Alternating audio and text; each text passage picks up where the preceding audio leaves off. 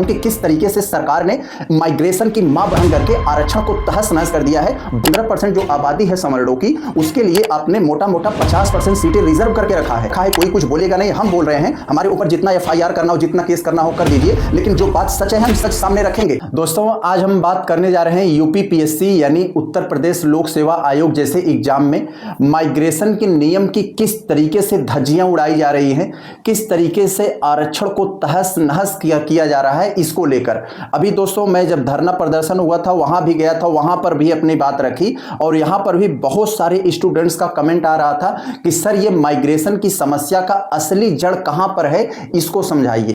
और दोस्तों आपसे बता दूं, आज मैं इस समस्या को बिना किसी डर, बिना किसी हिचकिचाहट के आपके सामने एक एक परतें खोलता हूं कि किस तरीके से सरकार ने माइग्रेशन की मां बहन करके आरक्षण को तहस नहस कर दिया है। बहुत ही सरल, सटीक और प्रामाणिक तरीके से बताने जा रहे हैं और हम एक एक पॉइंट पर बात करेंगे कि जब से बाबा जी की सरकार 2017 में बनी है, 2018 से ही किस तरीके से माइग्रेशन को तहस नहस किया गया है, आरक्षण का उथल पथल हुआ है, इसको समझेंगे।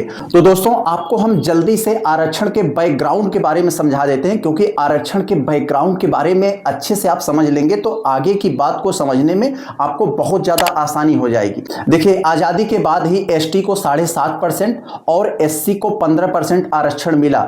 इसके लिए OBC समुदाय के लोग हल्ला मचाए, बहुत ज्यादा रस्साकसी करने के बाद 1990 में मंडल आयोग की सिफारिश पर OBC को भी 27% आरक्षण मिल गया।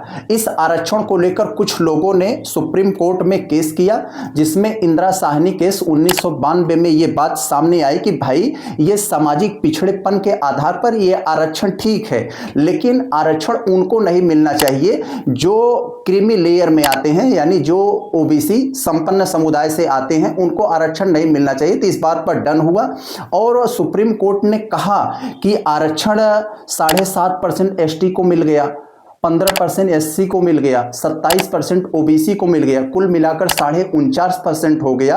अब आरक्षण को 50% से ऊपर नहीं जाना चाहिए, यानी 50% सीटें अनरिजर्व होनी चाहिए। तो इस बात पर डन हुआ। लेकिन क्या हुआ कि 2014 में इस महापुरुष महामानव की सरकार आई और इनको 2019 वाला भी चुनाव जीतना था। तो दोस्तों मोदी सरकार ने 103वें संविधान संशोधन के माध्यम से EWS लेकर आई, जिसमें आर्थिक रूप से जो कमजोर सवर्ण है उनको भी 10% आरक्षण देने का प्रावधान किया गया। इसमें समाज में कोई ज्यादा विरोध नहीं हुआ, क्योंकि भाई समाज में एक सहानुभूति थी कि अगर एक ब्राह्मण का बच्चा खाने के लिए मर रहा है तो उसको भी आरक्षण मिलना चाहिए। ये बात जब मैं उस समय MSc कर रहा था तो मैंने भी पढ़ा, क्योंकि मैंने भी अपने गांव में देखा है कई सारे ऐसे ब्राह्मण समुदाय के लोग हैं जो बेचारे दान दक्षिणा के आधार पर जी खा रहे हैं, अपने बच्चों का पालन पोषण कर रहे हैं। उनको भी मिल जाएगा तो क्या दिक्कत है, वो भी समाज के मुख्य धारा से जुड़ जाएंगे, किसी को दिक्कत नहीं हुआ। लेकिन मोदी सरकार ने उनको भी एक लॉलीपॉप, एक झुनझुना देने का काम किया, क्योंकि आरक्षण सभी को मिल जाए या आरक्षण किसी को न मिले, दोनों बातें बराबर होती हैं। क्योंकि दोस्तों ऐसा इसमें मोदी सरकार ने मानक तय किया है कि लगभग सभी, इक्का दुक्का छोड़कर लगभग सभी सवर्ण इसमें आ जाते हैं और ऐसा कोई भी इस समय सवर्ण नहीं होगा, कुछ लोगों को छोड़कर, जिसके पास EWS का सर्टिफिकेट न हो, वो यूज न करता हो। इस पर अभी हम लोग डिटेल से बात करेंगे। तो आरक्षण इस समय लगभग 59.5% यानी कह सकते हैं मोटा मोटा 60% हो गया है और 40% अनरिजर्व के लिए बचा है। अब दोस्तों अगर माइग्रेशन के नियम को अच्छी तरह से लागू किया जाए तो कैसे होगा। मान लीजिए कोई ST समुदाय वाला है, वो अनरिजर्व के बराबर नंबर लेकर आ जा रहा है, तो उसे अनरिजर्व में ही रखा जाए, न कि उसके अपने 7.5% वाले कोटे में। यदि कोई SC का बच्चा अनरिजर्व के बराबर तक पहुंच जा रहा है, वहां तक नंबर ला रहा है, तो उसे अनरिजर्व में ही रखा जाए, यानी UR में ही रखा, जैसे हम लोग सामान्य सीट कहते हैं, उसी में रखा जाए, न कि उसके अपने कोटे में। अगर कोई मान लीजिए OBC का बच्चा UR तक नंबर ले आ रहा है, तो उसको UR यानी अनरिजर्व में ही रखा जाए, न कि उसे अपने कोटे में। अगर जो लोग अपने कोटे तक पहुंच जा रहे हैं या UR तक नहीं पहुंच पा रहे हैं, तो उसको अपने कोटे में रखा जाए। ये माइग्रेशन का असली नियम ये है। और बाकी जो है EWS वाले की बात कर लेते। कोई EWS वाला अगर UR तक नंबर ला रहा है तो उसे UR में शामिल किया जाए, न कि EWS में। तो दोस्तों ये है माइग्रेशन के नियम की असली सच्चाई। लेकिन सरकार यहां पर खेला क्या करे, जब से उत्तर प्रदेश में 2017 में बाबा जी की सरकार बनी है। 2018 से ही माइग्रेशन के नियम की धज्जियां उड़ाकर रख दिए गए हैं, आरक्षण को तहस नहस कर दिया गया। यहां पर खेला क्या होता है जो यूपी पीसीएस में हो रहा है, जिसको लेकर अभी आंदोलन हुआ, धरना प्रदर्शन हुआ। अगर नियम को अच्छे से लागू करवाया जाए कि जो भी बच्चा अनरिजर्व, यानी अब तो लगभग 59.5% सीटें रिजर्व हो गई, जो 40% सीटें बची हैं वो किसी बाप की बगौती नहीं है, वो सबके लिए है। वो जो जो बच्चा वहां तक अपने टैलेंट के दम पर चाहे जिस समुदाय का हो, अगर वहां तक पहुंच जा रहा है तो उसको उसी में अनरिजर्व में ही रखा जाए, न कि अपने कोटे में। तो यही है दोस्तों माइग्रेशन की असली समस्या। लेकिन सरकार कहती क्या है, यूपी सरकार जो माइग्रेशन के नियम की धज्जियां उड़ा रही, क्या कहती है, कोई ही एसटी का बच्चा अगर मान लीजिए पहुंच जा रहा है यूआर तक तो उसको लौटा दे, नहीं भाग जाओ तुम अपने कोटे में 7.5% वाले में चले जाओ। कोई एससी का बच्चा अगर पहुंच जा रहा है यूआर तक तो उसको भी लौटा दे रहे हैं कि भाई तुम चले जाओ अपने कोटे में, यहां क्या करने आए हो।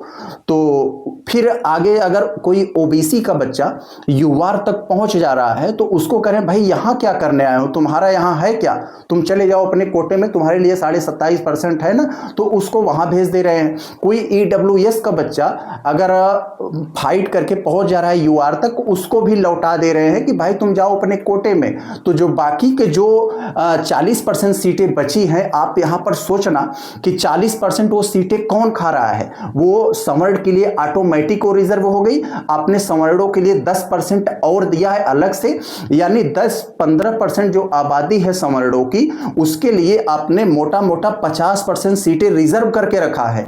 और ओबीसी की इतनी बड़ी लगभग आधी आबादी 48 से 50%, उसके लिए आपने मात्र 27% रखा है। तो ये भेदभाव क्यों हो रहा है, इस पर बात होनी चाहिए। तो कई छात्र नेताओं में इस बात की गुटबाजी हो गई कि भैया सब बात उठाओ लेकिन माइग्रेशन वाला मत उठाओ, हमारा नुकसान होता है। एक छात्र नेता अगर माइग्रेशन की समस्या को उठाता है तो दूसरा आता है, कहता है कि भैया तुम अखिलेश जी की जो तारीफगिरी कर रहे हो, अखिलेश यादव की फील्डिंग कर रहे हो, जबकि वो खुद योगी जी का भेजा हुआ एक तरह का एजेंट है। तो दोस्तों इस बात में धरना प्रदर्शन में छात्रों के बीच बहुत ज्यादा गुटबाजी हो गई इसको लेकर। लेकिन छात्र ये नहीं समझ पा रहे हैं कि भाई तुम ईडब्ल्यूएस बनवाकर बैठे हो और तुम्हारे लिए भी बात, अगर माइग्रेशन का नियम सही से लागू होगा तो इसका फायदा तुम्हें भी मिलेगा, क्योंकि तुम उत्तर प्रदेश के समर्ण होकर 97 क्वेश्चन सही करके आ रहे हो, फिर भी मेंस तक नहीं पहुंच पा रहे हो। और वहीं पर एक हरियाणा, गुजरात, राजस्थान, बिहार से कोई लड़का आकर 91-92 क्वेश्चन सही करके वो मेंस लिख रहा है। ये तुम्हारे भी हक की बात है, इस बात को समझो आप लोग। सिर्फ ये ओबीसी की लड़ाई नहीं है, यदि आप माइग्रेशन के नियम से सही से लागू करवाओगे तो इसका आपको भी फायदा मिलेगा।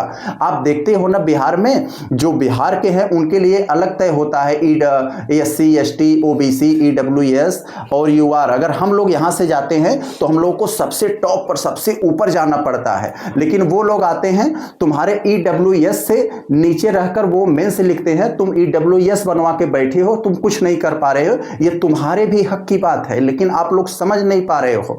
आपने समाज को इस तरह से गुमराह करके रखा है, कोई कुछ बोलेगा नहीं, हम बोल रहे हैं, हमारे ऊपर जितना एफआईआर करना हो, जितना केस करना हो कर दीजिए, लेकिन जो बात सच है हम सच सामने रखेंगे। आपने 10% उसको दे दिया और 40% पहले से ही ऑटोमेटिक हो गए, वहां किसी को घुसने नहीं दे रहे हैं, तो 50% आपने उस 10-12% आबादी के लिए रिजर्व करके रखा है। तो यही बात होनी चाहिए दोस्तों। अगर माइग्रेशन के नियम से सही से लागू होगा तो इसका हर एक समुदाय को लाभ मिलेगा, अच्छे से पारदर्शिता आएगी। हम भी आत्म मूल्यांकन करेंगे कि हाँ, हम पर भी जो है आत्मविश्वास होगा कि हाँ यार चीजें पारदर्शी तरीके से हो रही हैं। लेकिन यहां पर दोस्तों मनमानी किया जा रहा है एक तरह का। यही दूसरी सरकार होती तो न जाने अब तक क्या क्या हो गया होता, लेकिन यहां पर कोई बोलने वाला नहीं है। हर एक आदमी डरा हुआ है कि हमारे साथ अगर बोलेंगे तो कुछ ये हो जाएगा, एफआईआर हो जाएगा, केस हो जाएगा। दोस्तों ऐसा नहीं है कि ये सब बातें मैं हवाई बोल रहा हूं, मैं भी 2019 से तैयारी कर रहा हूं, ओबीसी समुदाय से हूं।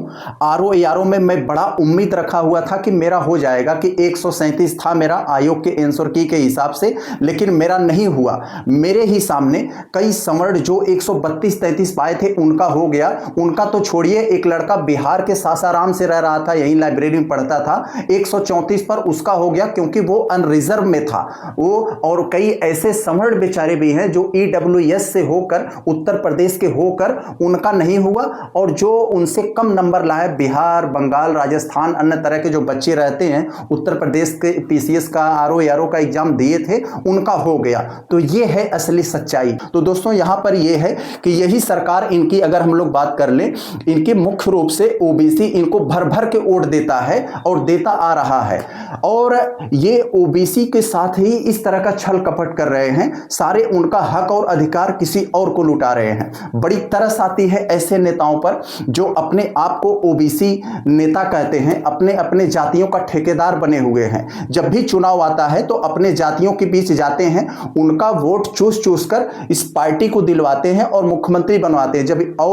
जब इनके हक और अधिकार मांगने की बात आती है तो यही लोग जो है, इन लोगों को सांप सूंघ जाता है, बोली तक नहीं निकलती है कि हमारा मंत्री पद चला जाएगा। ये लोग सत्ता में बैठकर जिस वोटर के बलबूते ये लोग मलाई खा रहे हैं, उसी को ये लोग किस तरीके से धोखा दे रहे हैं, उसी के साथ किस तरीके से छल कपट कर रहे हैं, उसके पीठ में छुरा भोंक रहे हैं। तो ये बात दोस्तों एक्सपोज होनी चाहिए। भेदभाव किया जा रहा है तो ये बात सच होनी चाहिए, सबके सामने आनी चाहिए। यही है कि हम सबकी यही जो मांग है, शुरू से लेकर अंत तक 3-4 चीजों की हम लोग डिमांड्स रखे हैं। एक स्कोर कार्ड्स को लेकर, दूसरा फाइनल कट ऑफ को लेकर, हर एक कैटेगरी का आप कट ऑफ बताएं। यदि आपके प्रश्न या उत्तर में कोई गड़बड़ी हो तो फाइनल आंसर की बताएं। माइग्रेशन की समस्या को ठीक करें, और जो 15 गुना जो बुलाने वाली बात है, यही सब हम लोगों का कॉमन सी मांग है। अगर इस पर बात नहीं होगी तो बात आगे बढ़ेगी।